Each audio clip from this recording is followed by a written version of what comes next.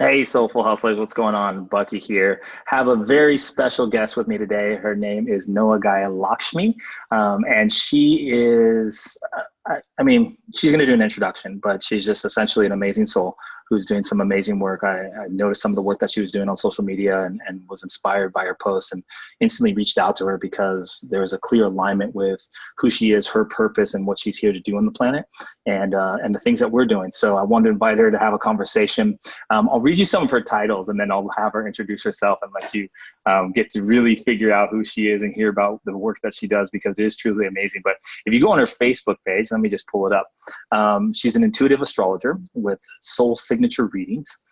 She is the creatress of the 40-day self-mastery. She's a coach and teacher and a guide.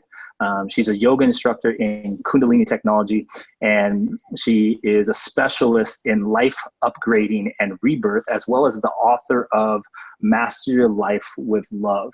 So just on that alone, you can see why the alignment and why the interest and why we think it's so important to, as soulful entrepreneurs, understand that there's more to this game than just the physicality of who we are. There's more to this game of just the things that we're here to do and just the doing of all these different tasks that, are required for us to be in our business. But, this soulful entrepreneurship of who I am, who am I really, and what am I meant to do, and how do I get more aligned with that so that everything in my life can be a truer expression of who I am and more in line with my soul's purpose. So without further ado, we'll introduce you, quite the introduction, we'll introduce you to Noa Gaia Lakshmi. How are you? Hello, I'm great. So happy to be here. That's Happy awesome. to be here. Yes. That's awesome. So why don't you tell us a little bit more about, some of your signature stuff, like what has brought this passion out in you and part of the reason why you do the work that you do. Okay. Well, I will start just by explaining my name, because what I'm here to do and what I share and the work that I do, it really is in my name. And I think I've shared this with you the first time we spoke, is my first name, which is my given name, Noa. I was born in Israel. In Hawaiian, it means to come from love. To be free. In Japanese, it means to come from love. Yeah. And I didn't know that until I moved to Hawaii back in 2010, and I hitchhiked one day, and the person that gave me a ride, hey, and he asked for my name, and he asked me, do you know what it means? And I said, absolutely not. And then he told me in Hawaiian it means to be free, and it made so much sense. And then my last name, Lakshmi, which I adopted a few years ago, Lakshmi is a Hindu goddess of prosperity, abundance, and well-being. But just starting with my first name, Noa, which means to be free and to come from love, that's really what I'm all about. I believe that we came here to be free, to be free, and what it means to be free, to just be. Yeah. And each and every one of us is such a unique, individual, and beautiful soul, but we get conditioned to think a certain way, to see life a certain way, to see ourselves in a certain way. And we put ourselves in different prisons that actually don't allow us to fully experience who we are, to fully express who we are, and to live the life that we were meant to live, which is the life of abundance, prosperity, joy, truth, love, and freedom. So pretty much everything that I do, even if it has different titles, the root of everything is freedom and love. I love that. Yeah. And what is that? For you, there's a lot of definitions, right? And I think one of the words that stuck out for me was this piece on expression, personal expression, and tell me how, in your opinion, how expression and love, self-love and expression are kind of tied. Well, expression, there's a difference between expression and authentic expression. Yes. To really express who you are authentically. And many people, they might express, but it's not necessarily authentic. It's not necessarily based on their truth and who they are. They express from a place of, I need to be a certain way, or I need to be perceived a certain way, or they need validation from other people, or hold on to a certain status or whatnot. So the expression, even though it's there, it's not necessarily authentic. So self-love really is tied into authentic expression, because when you love yourself, because you know yourself, then you love yourself, then you don't have any other choice but to express who you truly are. There's just no other choice. Anything else feels yucky, or just feels, it doesn't feel good. It's like when you eat something and it's like, oh, that doesn't taste good. So an inauthentic expression in whatever container, even if it's just a one-on-one interaction, when you're being inauthentic, it doesn't sit well. It doesn't feel right. Yeah. So when you love yourself, it's just, it's quite impossible to not express who you are and what really lives in your heart. Yeah. I feel like there's so many people who are lost in that distinction. Right. Who are lost in that space of, first of all, the conditioning, right? Like waking up to the conditioning in my life when I was growing up and I first came to Hawaii and I was going to school, like, the change of environment. I grew up in San Diego, but coming back to Hawaii and going to school and studying with people like, Haunani K. Trask, who was a leader of, the Hawaiian sovereignty, one of the leaders of the Hawaiian sovereignty movement, and really taught a lot about colonization and conditioning and systemic racism and things like this. That process, the awakening to the conditioning of who you are and the realization that you are more than your conditioning is such a big piece. It's such a big piece for people to get. And I feel like there's so many people that are on that journey of just owning like what is truly authentically them. But then what you're talking about is kind of a step after that. It's like, now that you've had this awakening, like how do you like dive into not only acknowledging yourself, but unconditionally applying self-love and knowing like who you are is actually beautiful. And like that fear of, being judged or being, being less than is just an illusion that you've had from the conditioned self. 100%. Yeah, that's my entire message. And the book that I published a couple of years ago, Master Your Life with Love, really speaks to that, speaks to what is self-love really, because it's such a broad topic and we hear it a lot these days. However, there's just so many different extensions to what self-love, and I'm big on self-love in action. Yeah. Like, how do you really live your life from a place of unconditional love for yourself, which that acceptance comes with it. Absolutely. Yeah. And go ahead. Tell us about that. Tell us about the action of self-love and how you live your life actioned in self-love. Oh my God. There's so much to say. Much to say about that. Go for it. It's such a huge thing that not a lot of people have an expertise in. Like a lot of people say it, but not a lot of people will guide you through the action. So I think it's extremely valuable for people to get. Totally. And it's actually it's valuable to everyone, but it's so extremely valuable to entrepreneurs, because that, if we were talking about authentic expression and being in alignment, when you run your own business, and especially if you work with clients, you want that alignment to be so in place that it's unwavering. Right. So, we can touch on that a little bit later maybe, but with self-love, it's on a day-to-day basis. It's in every single moment. It truly is, because it's not, people think, I'll go to this workshop about self-love and I'm done. Or I'll read a book and I'm done. Right. Or, I get a massage once a month. That's self-love. Yeah. It's a part of it. Self-love is a way of living. And it's a moment by moment, asking yourself the question, what would love do now? However, that word can be very misleading for many people as well. Love. What does that mean? Yeah. Right. And we tend to think of love as, for somebody else, and not so much geared towards oneself. Yeah. So what I mean by asking the question, what would love do now, is asking yourself, what would love do now for me? And it's going to look different depending on the situation.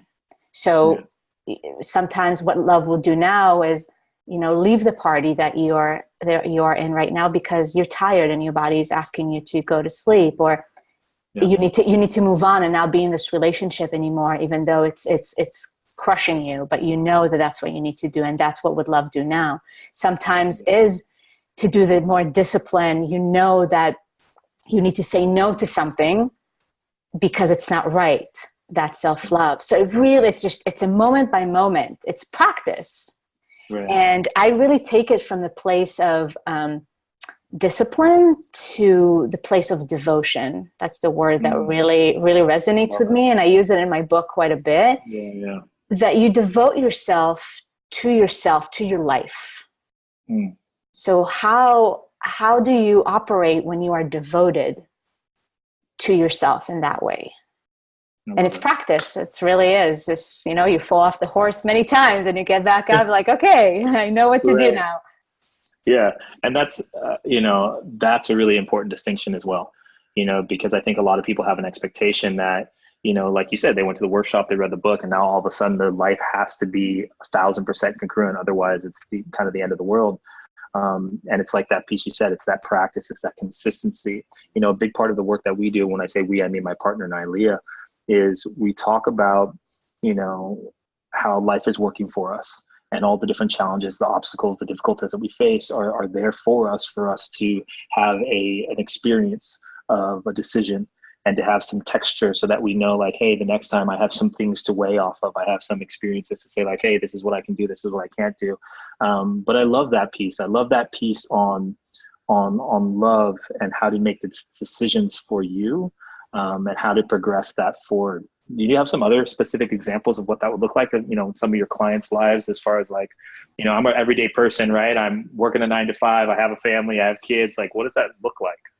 Right. Yeah, absolutely. Well, one of my ongoing mantras that I offer clients and just people in general is, and this is a very challenging concept for many people, and that's a deep conditioning that we've had in our society around being selfish, right? That word is being thrown very loosely. And people have very negative connotations, like, oh, I don't want to be selfish, especially people that have children and families. And there's just all those obligations, right? And responsibilities. However, the baseline is always the same, regardless if you have 5 kids or you just live alone with your cat. Or your 5 cats. Or you have 5 cats, right? So this is my ongoing mantra. What's good for you is good for everybody else. Yeah.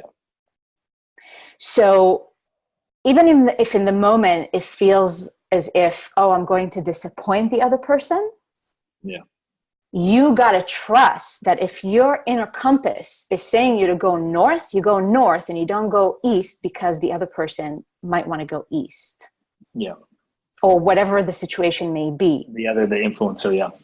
Yeah. Now, this doesn't mean that you act like a jerk and you don't consider other people and responsibilities and whatnot. There's a fine line, though, of integrity and at the end of the day, staying with integrity with yourself. So if you have a strong knowing about something, follow that, because what's good for you is good for everybody else. Maybe not in the immediate, but we've got to remember that there's a much larger picture happening. Right. Yeah. And I think that so many times people get caught up without seeing that end result, that it's difficult for them to move. And what about this piece on, because this happens a lot for people too, what about this piece on ignoring that piece, ignoring your intuition and knowing your truth, and then having that thing cycle and cycle and cycle? Like, do you want to speak into that a little bit? Oh my God, yes. Well, I can share the story. I don't know if this is the right place though. But I'll just say this before the story, if I actually get to the story. The intuition piece, Bucky, it's not to be ignored. I had a very hard lesson when it comes to not listening to the intuition because of other voices. Right. And it mainly is the voice of fear. Don't leave this relationship. Don't leave this job. Don't do this. Don't do that. All the limitations that we put on ourselves because of the fear. Yeah. While the intuition is saying, take the leap of faith, leave this relationship, go to buy that plane ticket, start that business, all those things. And we say, no, I don't want to hear that because of fear. So how I describe it in my book is the voice of your intuition, God, the universe. Yeah. It starts with a tap on the shoulder, and it taps on the shoulder, it taps on the shoulder. And if you keep ignoring the tap on the shoulder, there's a 2x4 that is going to land on your head. Yeah. And or a coconut in the middle of the jungle. Which is awesome, actually, but maybe not on your head. But that's inevitable, because life wants your greatest evolution and your highest good. And sometimes what you see as your highest good is not necessarily what life knows is your highest good. But your intuition, that's what's connected to that universal intelligence. And I would say that that's probably most times is that you don't actually know. It's like, it's so difficult to see the steps forward. It's like, I oftentimes reference that Steve Jobs quote where he's, doing the inauguration speech, and he's talking about how you can't trace the steps going forward, but looking back, you can always kind of see the steps that got you where you are today. And how, when we're moving in our lives and we're looking to create the outcomes that we want, whether that's relationships or business or self-expression, authentic self-expression, or, a practice of self-love, it's that constant faith of knowing that step is going to be there, and using your internal guidance system, whether it be your intuition or your emotions and your awareness of your conditioning, in order to make powerful decisions that are in alignment. And, who knows how those all stack up? Who knows how they all stack up moving forward? But all you have is this ability to say, okay, well, what's right? What would love do? What would love do for me? Right.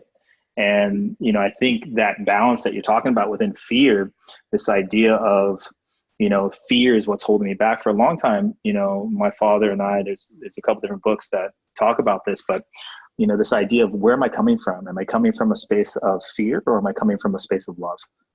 Am I making a choice based in fear, or making a choice based in love? And like you said, that practice of how do I get more consistent and more comfortable and create more ease about choosing love in my life, self-love, authentic self-love, what that actually means, and I know that almost everybody kind of has this moment where, they find themselves, right? And it's like, for me, a big part of it was coming to Hawaii, right? I just told that story, but coming to Hawaii and having some comparison, right? Having some contrast in my life, and being immersed in what was, from Southern California, a very different culture and lifestyle, is that I really got to feel and see myself. And now it's my time that I spend in nature, right? So what are some things that, and in my practice and, just the expression of my life, but what are some things that you would recommend in order for people to kind of get that rub, that texture of like, how do I really get grounded with, like, because so many people, I believe, that just don't even, not only that they're not choosing their intuition, but they've suppressed it for so long that it's very faint. And 100, yeah, 100%. You just hit it right there, Bucky. And I can definitely resonate with finding yourself in Hawaii, because, and it's not that I feel that I found myself when I moved to Maui. However, that initiated me into a very, very deep and profound journey. Yeah. The islands are extremely, extremely activating in that way, because, and what you said is the piece of nature. Right. We live in a society, in a modern world, where it's not only that our intuition is suppressed, but our nature, who we are, and we are part of nature. And when we disconnect from nature, we disconnect from many other aspects of ourselves, including our intuition. Yeah. So I would say that's a huge step for many people. And you don't have to move to Hawaii. You don't have to move to the jungle or somewhere remote, although that might be nice. Might be nice, yeah, and definitely put things in motion. Right. But just even incorporating more nature time, getting your feet on the ground. I am shocked and blown away how many people months go by without feeling the earth on their feet. Always shoes. Yeah. Always shoes. Yeah. And it's those little things that people don't pay attention to, but we live in a state of constant disconnection. Yeah. And the disconnection from the earth is the root of many of the distortions that we experience, many of the other disconnections that we see in our society. Yeah, that's amazing. Can we go into that a little bit more and talk Yeah. about the disconnection from the earth and the disconnection from ourselves and the connection in that? Oh yeah, definitely. I've got lots to say about that. Ultimately, Bucky, it's a disconnection from the divine feminine. And that's what's coming back online, and that's why we're having this conversation, because the earth, that's the mother, and our intuition, our bodies, that's feminine in its nature. Our intuition and our physical bodies, no matter if you are a man or a woman, it's the feminine principle.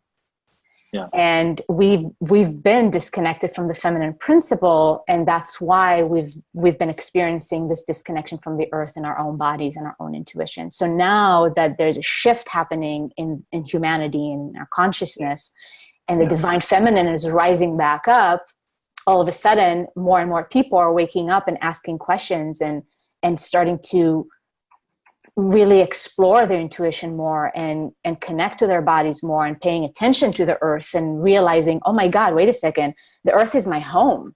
She's my mother. Right. And we are the children of this earth. Right. And so again, bringing the piece of devotion.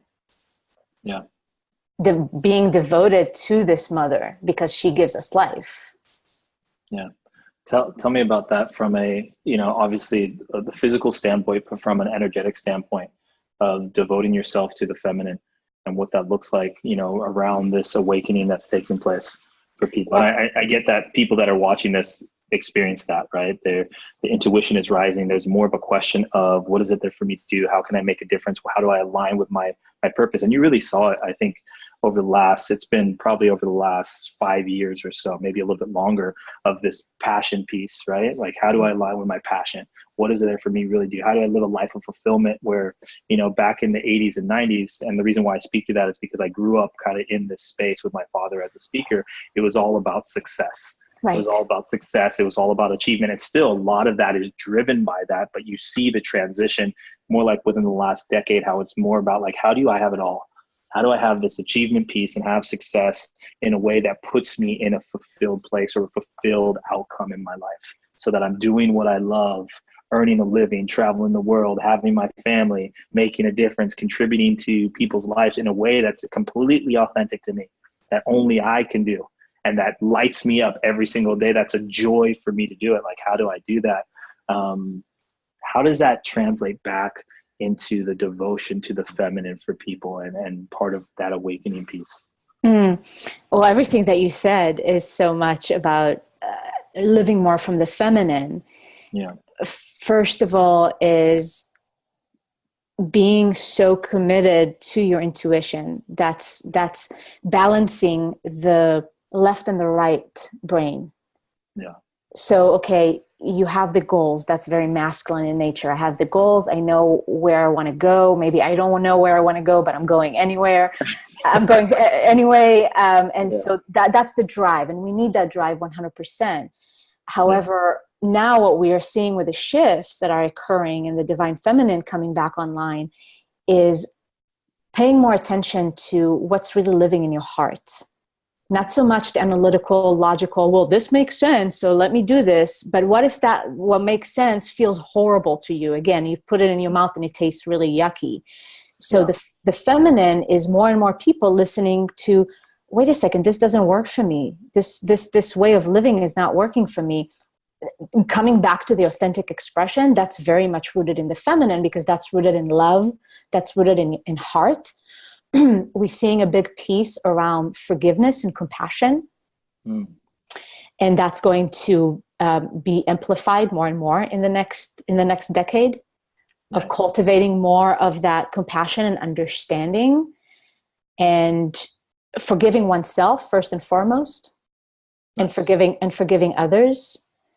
So that's something that the feminine is bringing up for many people, and allowing other people to just let go of resentments and fears and self-criticism and self-judgment and everything that we've been conditioned by the patriarchal system. Yeah. And so you bring that into your business as well. Right. You bring That that. sense of awareness of who we are and the balance of who we are energetically.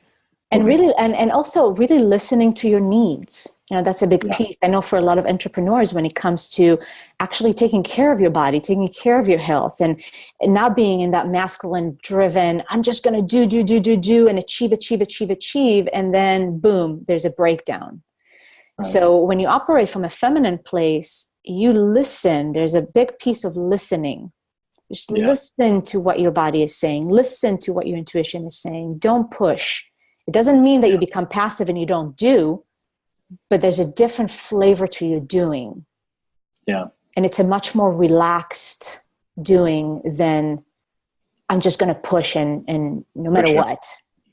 Yeah. And I've also found that it's also really much more sustainable. Absolutely. For the corporation, for the outcome, for the clients. It reminded me, we just had I was gonna do a post yesterday. We just had a windstorm over here in Hawaii, and there's all these huge trees, like massive trees, 70-year-old trees that got blown down. And it reminded me of the metaphor of, you know, so many of us have been conditioned from the masculine perspective of achievement and this idea of, well, I'm just going to run at the things that I want.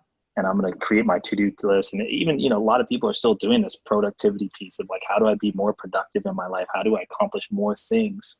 And kind of, you know, what I've found is not necessarily a hack, but it's kind of the quantum leap in that is how do I get into alignment of who I am? And then all of a sudden my to-do list becomes a lot shorter because the things that are the most important become a lot less, right? But anyways, this tree, right? So this massive tree pulled over, and it just reminded me of, you know, so many of us are so eager to run at the things that we want that we don't take the time to move mindfully in our lives and to establish the right walk, right? It's like the difference between sprinting versus walking with awareness. And yeah, it might seem like, hey, you know what, it takes longer for me to walk with awareness. And when I speak to that, I mean like the balance of the masculine and the feminine of like walking through my life and paying attention and listening and saying, hey, this is who I am. This is what's showing up. This is how, you know, this feedback is happening. And this is how I'm making my decisions. But, you know, so it might seem like it's a longer process, but it is a more sustainable process. And it's one that lays that foundation that no matter what life throws at you, you know, whether that's, you know, in this example, the wind and change of direction or swirling winds in our lives, that we are solidified in who we are. And we are matured in the things that you can see and also the things that you can't see. So as a business, I have all these things that are blossoming and fruiting, but also on the inside, it's a reflection of who I am. And there's a deep balance that's taking place in that. Yeah. Yeah, that's beautiful. And you use a word that is extremely important, sustainability. You said it's not sustainable. And again, I always see the micro as the macro is a reflection of the micro. So, hey, what do we see on planet Earth? It's not sustainable. So it's not about going out there and trying to make it more sustainable. It's actually looking at the individual lives and how people and how us as humanity, as a collective, what is the level of consciousness? Where are we operating from? Because the macro is going to shift and change based on the changes that we implement as individuals and as humanity. Yeah. And so we will see a lot more of a sustainable way of living and the planet thriving when us as individuals, more and more of us adopt that way of living. How can I do this in a way that is sustainable and that comes from a place of I care. Yeah. I care for myself. I care for my life. I care. My actions are driven by caring and by listening. Yeah. And by really knowing what is it that I am called to do. Yeah. Not what I think and I've been conditioned. Yeah. Yeah.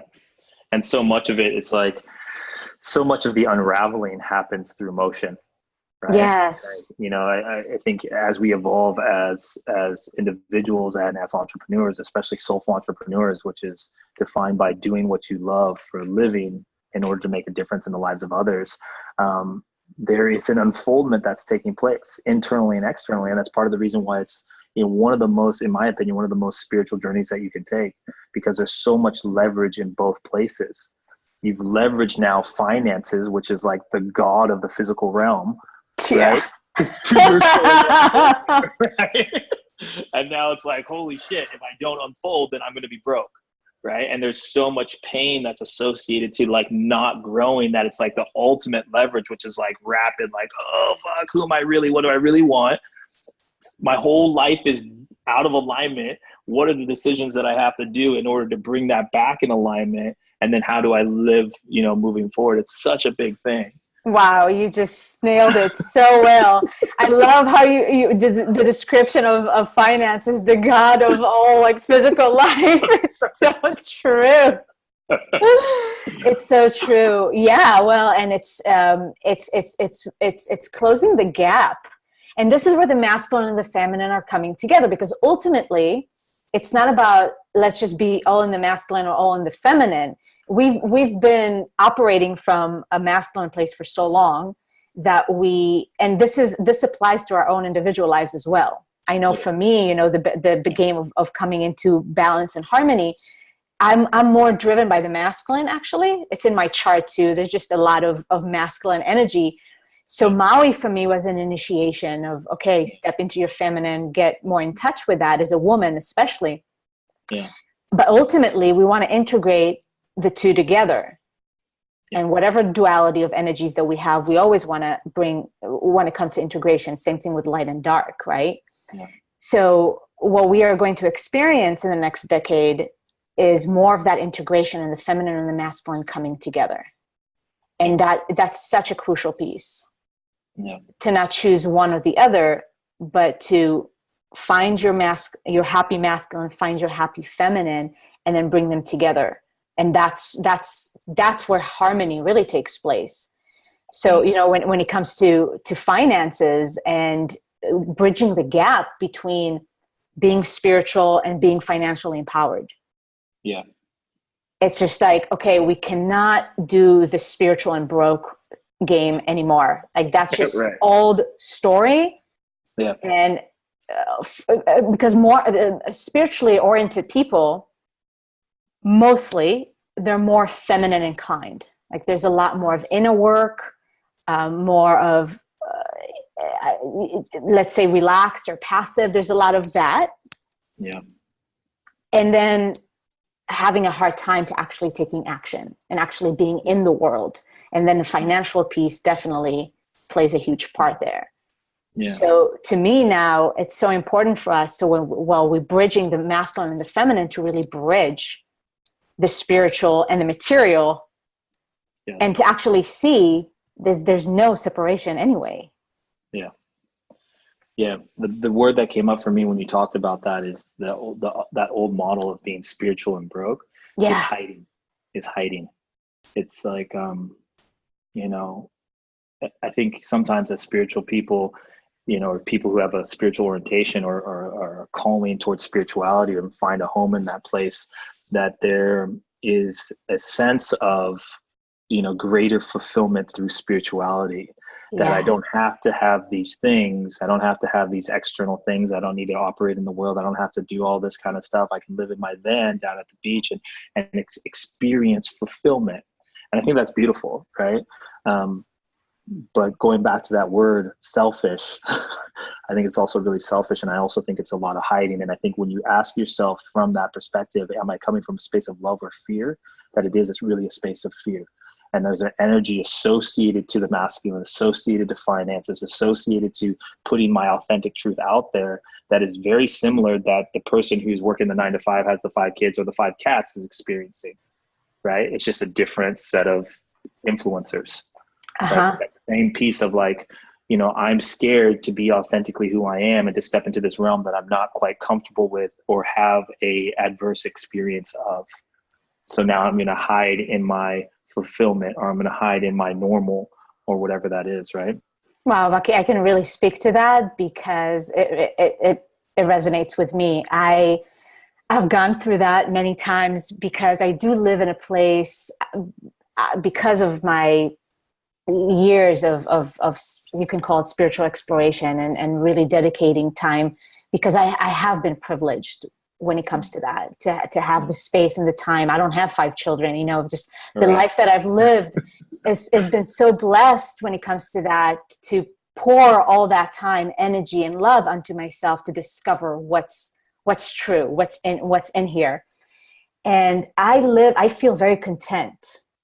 I feel very content. I've come to that place, I don't know, in the last few years of feeling that contentment. Like I can just sit in my room and be super content. Right. And so what you described right now, it's to the T some of the thought process that I had around, well, I'm super content and peaceful, then what's the point? Right. And then it's that integration. Wait a second. Okay, you are, I am, we are a soul in human form. Yeah. And there's some, let's say, rules in this human experience in the material realm. Yeah. And money is like the God, right? Right. So being a fulfilled human being is addressing all those aspects. It's not just one or two.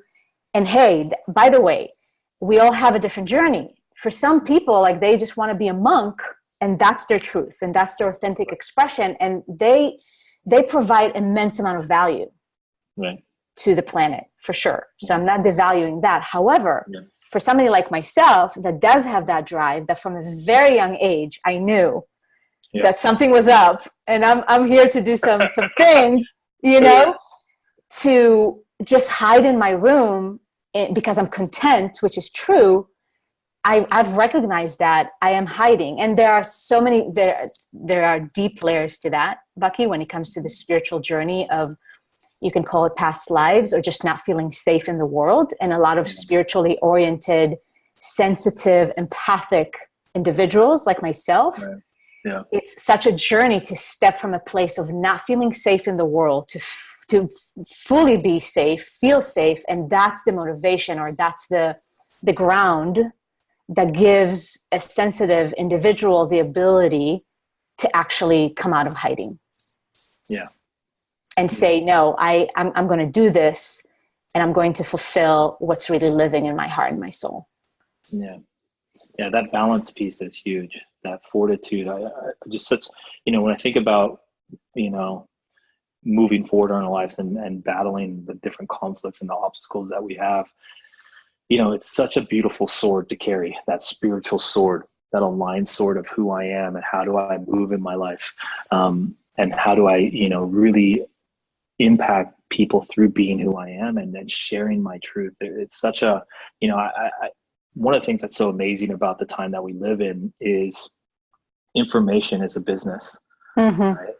Information is a business, and it's kind of always been a business, but now information is a global business.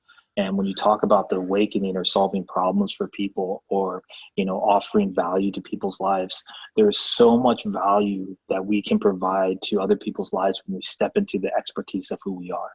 When we step into our experience and say, hey, this has been my truth. There's so much value that we can provide. And a big part of soulful entrepreneurship, I think, is really about not only understanding that gift, but understanding how that gift serves others and who those others are. Right? It's such a huge piece. And when you can connect those pieces, there's obstacles, but there's not as, not as mountainous as they once were. You don't have to start a brick and mortar. You don't have all the overhead. Like, I think about, yourself and myself, of coaches, consultants, guides, things like this. Like, we work with people all over the world from our computer. Our computer is our business. Our social media is our marketing and our sales system. And it's like, what overhead do you actually really have? And then it's such a cool piece because so much of the work becomes internalized.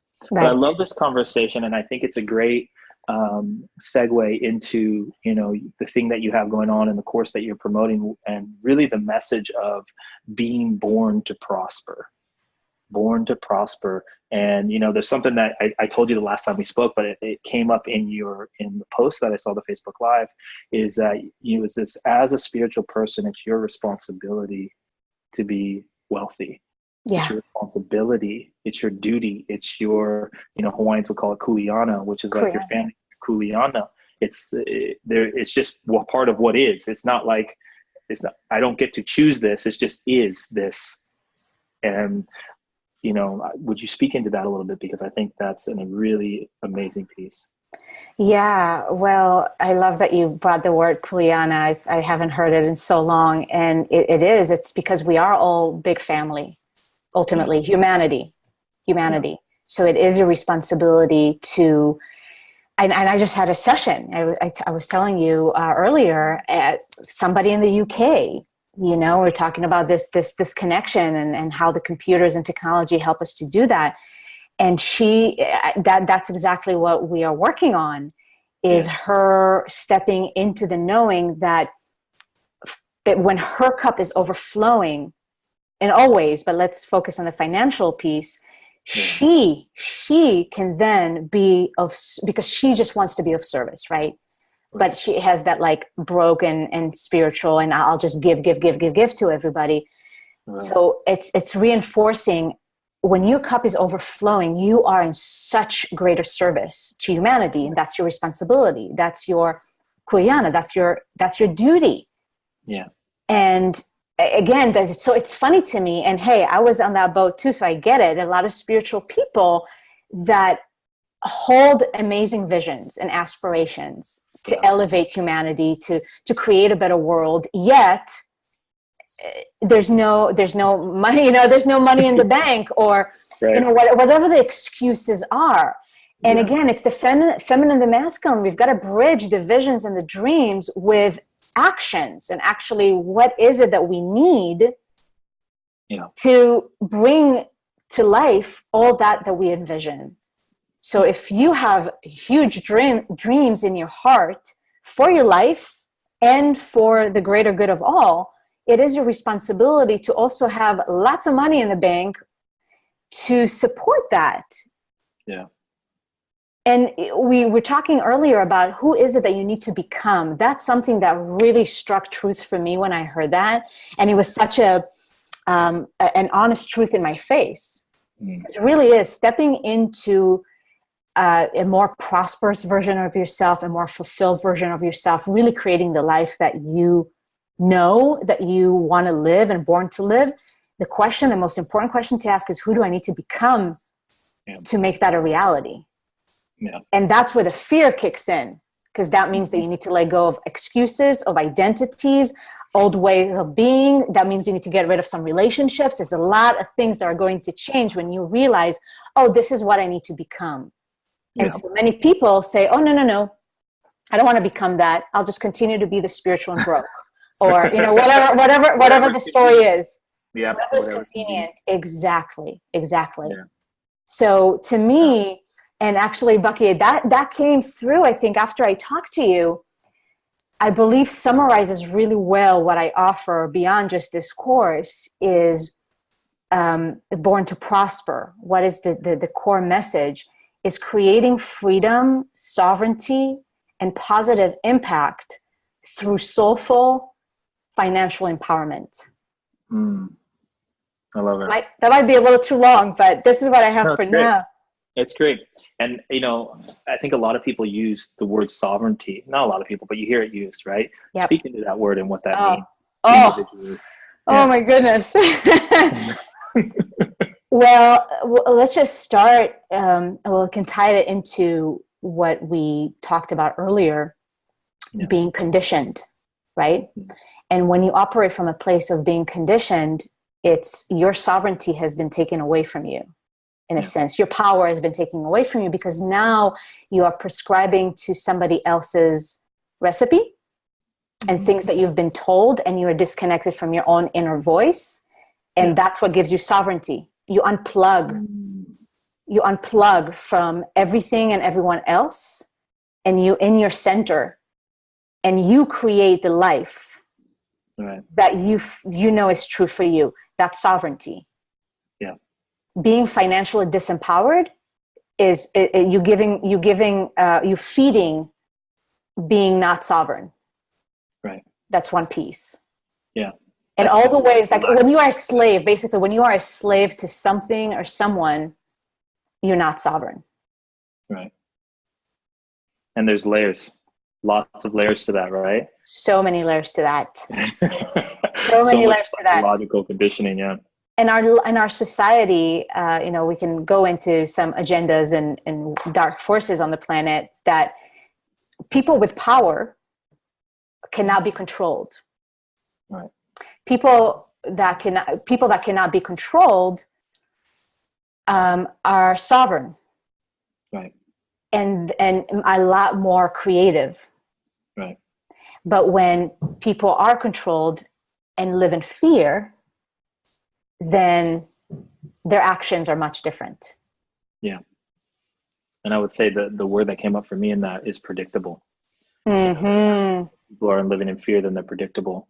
And, when we talk about influencers and we talk about, powers to be and all this kind of stuff, I think it's about influence for predictable behaviors that produce an outcome that we prefer. Right. And Wow. I think emerging from us is the creativity. It's the innovators. It's the creating of our own path. It's lighting our own trail. It's saying, hey, what are the things that are right for me to do?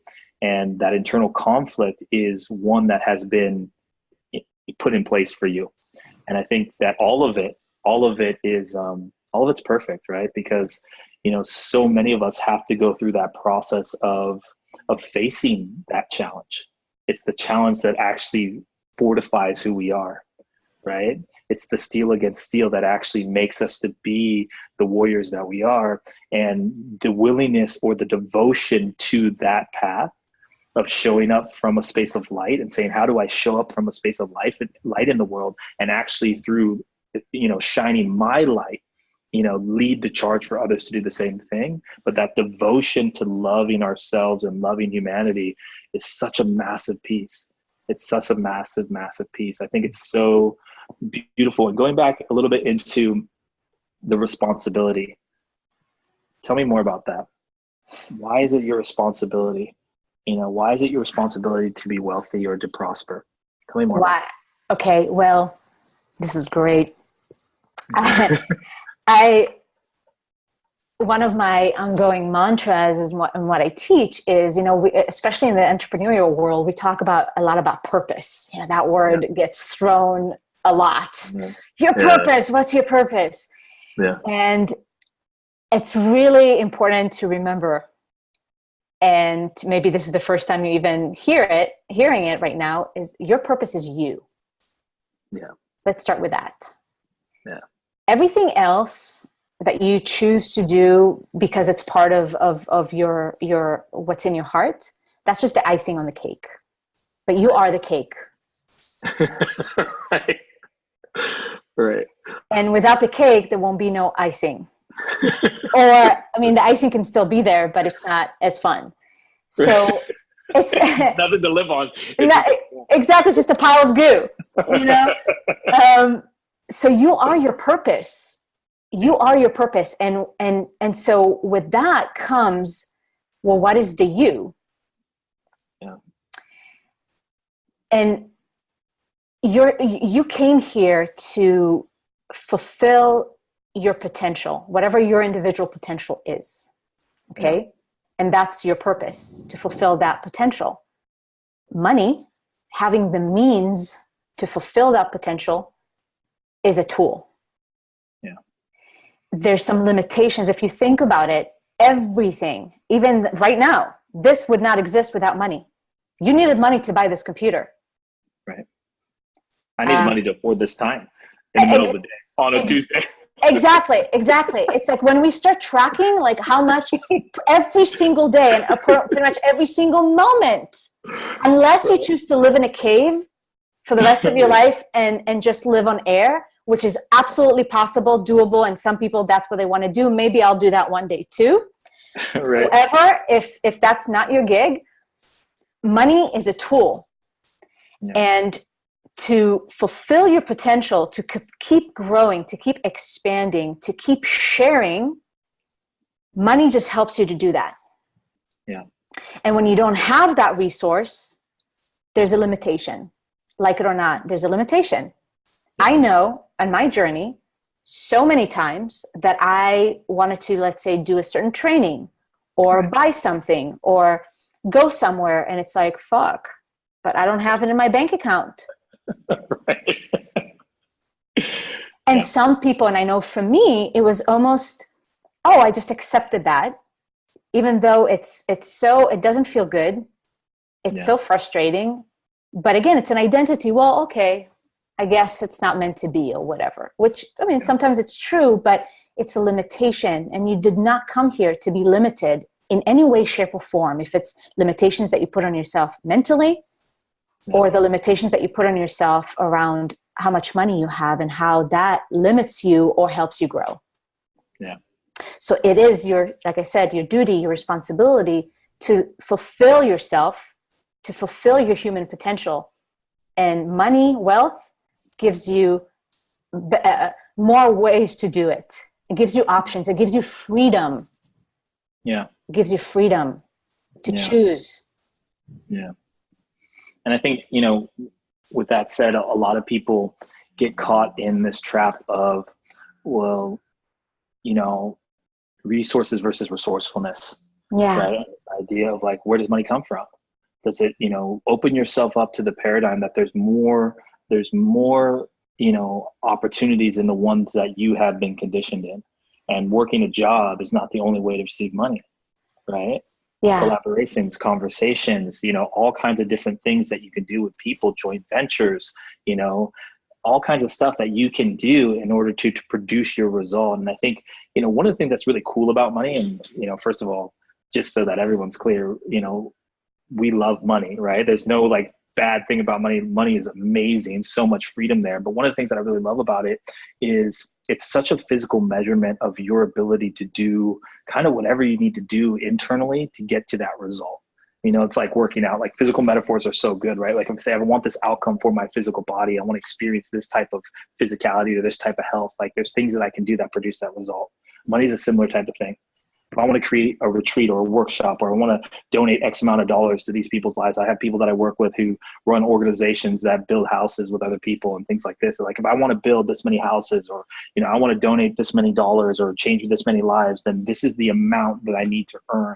And what am I willing to go through personally, internally and externally, in a way that's aligned, not in a way that's compromising, but in a way that's aligned in order to get to that physical outcome of, 50K, 100K, 200K, whatever it is, right?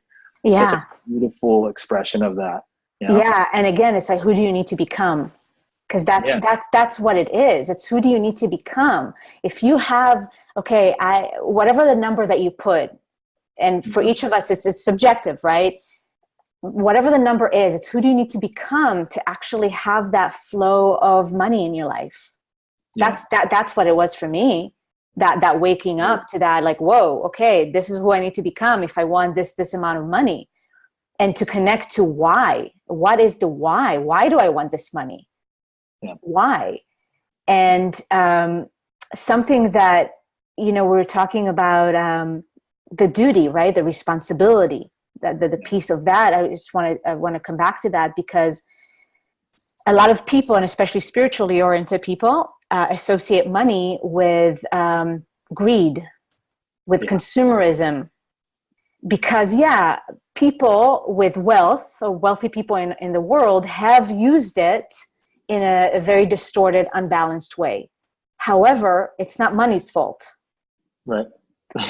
and so there is this associations, and we go deeper into the beliefs, that we carry around money and wealth. Yeah. But there's this association with, if I'm wealthy, then I'm either greedy, or, it's associated with consumerism, and it's immoral. Right. It's immoral. But what if we actually flip that perspective, and actually money is completely neutral and is merely energy, and we tip the scales? Because that's how we're going to see global shifts, is when we tip the scales from having just 1% of the population being so wealthy and with not such good intention in their heart, and we bring all that wealth and abundance and resources into people that are spiritually inclined and have amazing intentions. How will the world look? Yeah. Just imagine that alone. So you want to tell me it's not your responsibility to have an overflowing bank account? Yeah. It's an interesting piece, right? That internal conflict, the things that people have associated to like an overflowing bank account. Like, what does that actually mean? right? And like, what does that mean about me? It's such a big thing. And so many people, right, are constantly in that struggle. And, you know, I think the thing to remember with all of this, just to kind of take the ease down a little bit or take the pressure off a little bit, is that's just one step. You know, it's like one step at a time. So many people are so caught up like, oh, fuck, I'm gonna be a millionaire and I gotta do all this stuff. And like, I gotta face all these conflicts. And it's like, you know, one of the things that I always talk to everybody about is how do I be just consistent with taking little steps? Yeah. Little steps. What does that look like? Maybe it's just, you know, me choosing myself. Maybe it's just me, you know, creating a vision. Maybe it's just me getting clear on what my why is versus, you know, I have to do all this stuff in a single step. Let me just build some momentum here. Let me become this over time. And that's kind of like that rooted tree. Yeah. Know? Stop sprinting to outcomes, right? And just have a sense of awareness of what's actually really true for you and be willing to walk through the sludge. And be willing to be in the awareness of who you are as you move towards the things that you want or you desire. That's your responsibility. But that is the sustainable path. And think about that. Like, what do you know? A mantra that I kind of hold for myself was it's a paraphrased quote by Bill Gates, who talks about, you know, people overestimate what they can do in a year, but underestimate what they can do in a decade. And it's this process of consistency. How do I stay consistent to the task? Right? And just constantly, no matter what's going on, not too high, not too low, but just consistent. And I'm just showing up every single day, showing up as me, showing up from love in all the different areas of my life and just taking subtle steps. You look back on that, you tie those two quotes together. In fact, I did a post when I was tying those two quotes together, Steve Jobs and Bill Gates, of the steps and the decade and versus the year. And you look back on that and it's like, that person's not even recognizable. The being is so different. Yeah. The being is so different. You know? Yeah, I love it, Bucky. It's beautiful. And it really is, again, goes back to that's a more feminine approach. It's the masculine that just wants to charge, you know, the instant gratification. Like, I want it now. Where is it? Yeah. And the feminine is that principle that is rooted in patience. Yeah. And then one step at a time, and listening and being gentle. It doesn't mean that you're not fierce. And you're not being tenacious, because this road, this journey requires some tenacity to be consistent, and to really show up and have unshakable faith in what you know to be true and what's living in your heart. Yeah. And hey, this world can be crazy sometimes. So you need to develop that tenacity to really show up for yourself. Yeah. For yourself. So it's really important to always come back to that. I am showing up for myself. Yes, I'm doing wonderful things in the world and other people are benefiting from it. But because everything is connected, when you show up for yourself, it's not that there's you and there's somebody else. That's why what's good for you is good for everybody else. Yeah. Because we are all connected. Yeah. I love that. Yeah. It reminds me of the masculine of, you know, I see this visual of this like knight or this warrior running out with this sword and, you know, charge! The shift on that, right? The shift on that is, instead of running out, run in, right? It's like, take that same energy and approach the internal game with that same ferocity of like, you know, I'm willing to cut away everything that I need to cut away. I'm willing to let go of everything that I need to let go of. It's like, you know, that machete through the jungle of like pulling back all these different things to uncover the hidden ruin of who we are that's been dormant inside us, covered by all this entanglement of illusion, and to pull it all back and actually to be that, right? If the internal is the reflection of the external and vice versa, then by doing that work, then too, you know, our external circumstances or our perception of the external circumstance will also change. Yeah, and I love the metaphor of the jungle and the machete. Totally. It's like that, right? I'm like, all these bodies. So like that. Oh my God! And for some people that are listening and they've never been in a jungle with a machete, do it. It's so rewarding and fun, and it's true. It's just that's the internal journey as well. It's just going with the machete. However, I want to add to that sometimes this is love as well, right? We talk about self-love. Sometimes we need the machete, and that the divine feminine shows up. And when you go into the Hindu mythology and learn about the goddesses, each goddess has her own flavor. And so the fierce goddess of Kali, and she's the goddess of destruction, she is the one with a machete chopping everything that needs to go. Yeah. And then you've got the energy of Lakshmi or a green Tara or Kuan Yin, which is, that's the more soft, embracing, like after you cut through the jungle with a machete, then you sit in the shade and enjoy a coconut, Right. and rest for a little bit. Yeah. So it's really important to balance that as well, because some people can go a little bit too aggressive with like the machete. The turtle game, right? Yeah, totally. It was like, oh my God. I was like, don't cut all of it out. Yes. Don't cut all of it. Yeah. I get it. And that's the imbalance reversed. Yeah. Yeah. So that's the self-love, and in any given moment asking, what do I need? Yeah. What do I need? And listen to that. And listen to that. And then the next step is to give yourself that. Yeah. Yeah. And sometimes it is the tough love. It is what you need. Maybe it's not what you want, but what you need is the machete right now to cut through some bullshit. Right. Yeah. Versus what you need is to sit and to be with who you are and to see what's real. And to make a choice that's in alignment. Yep. Yeah. It's beautiful. Mm-hmm. So tell us about, we'll just wrap on this, but tell us about the course you have going on and kind of, the things that you're offering to people, the 40-day course and initiation into this Born to Prosper piece. Tell us about that. Yeah. So it's a 40-day course where the way I describe it is radical self-love meets law of attraction on steroids.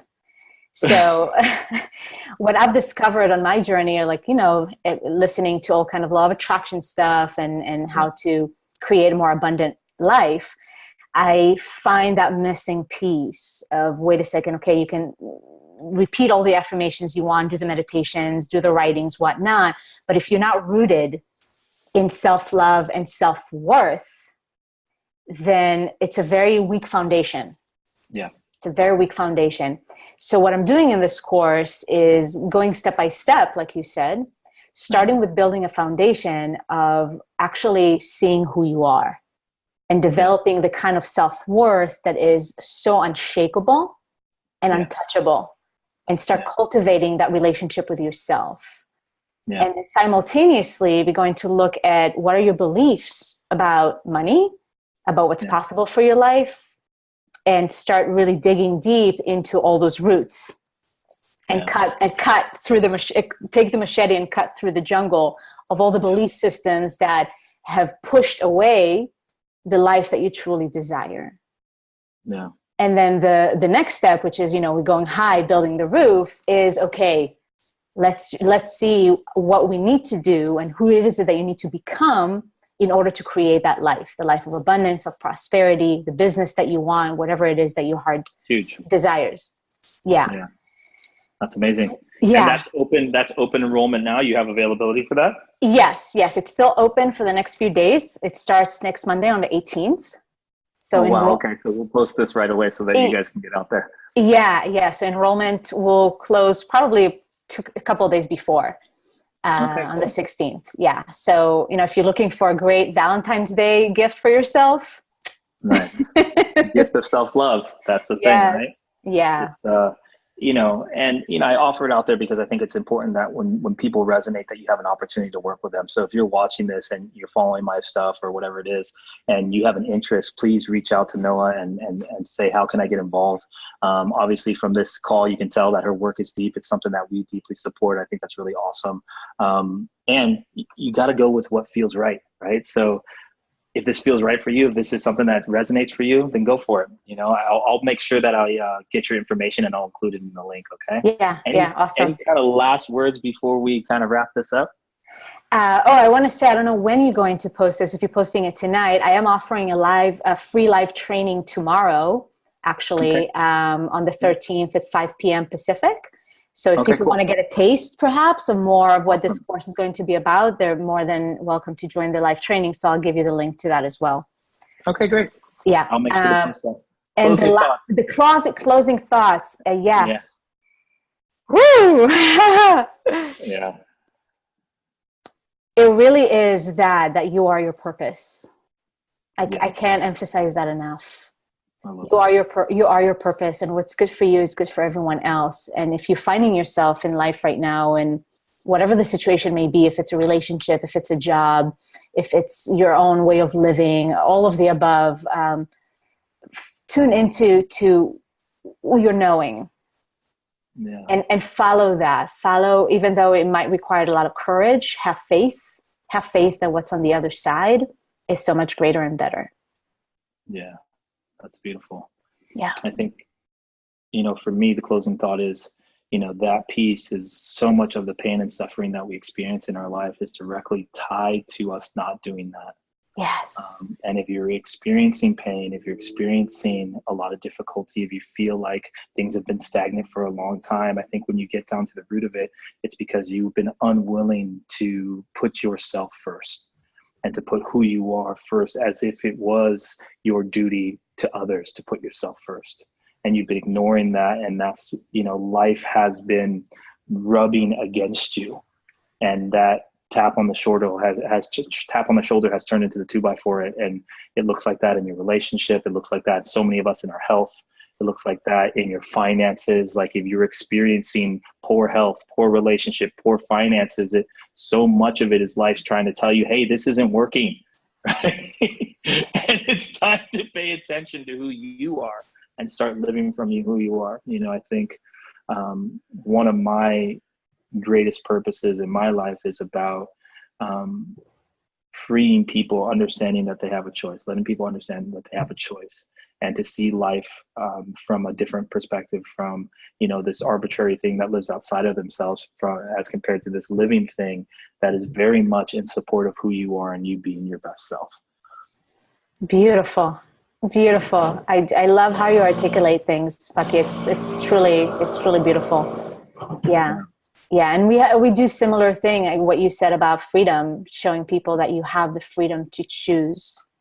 Yeah. You have the freedom to choose. That's one thing that nobody, no matter what the circumstances are, that's something that will never be taken away from you, is the power to choose. In any given moment, you have the power to choose fear over love. Yeah. And when we say love, like we've been talking about, is loving yourself. Yeah. So how does that look? Yeah. That's awesome. All right, you guys, lots of love. We'll see you next time. Again, I'll make sure that I'll put those links in the feed and on the post. So if you're interested in working with Noa, please make sure that you check that stuff out. Again, post will be going on probably the 13th. So that live training is today at 5 p.m. Pacific time, correct? Correct. Okay, make sure you check it out. Lots of love, you guys. We'll see you next time. Ciao.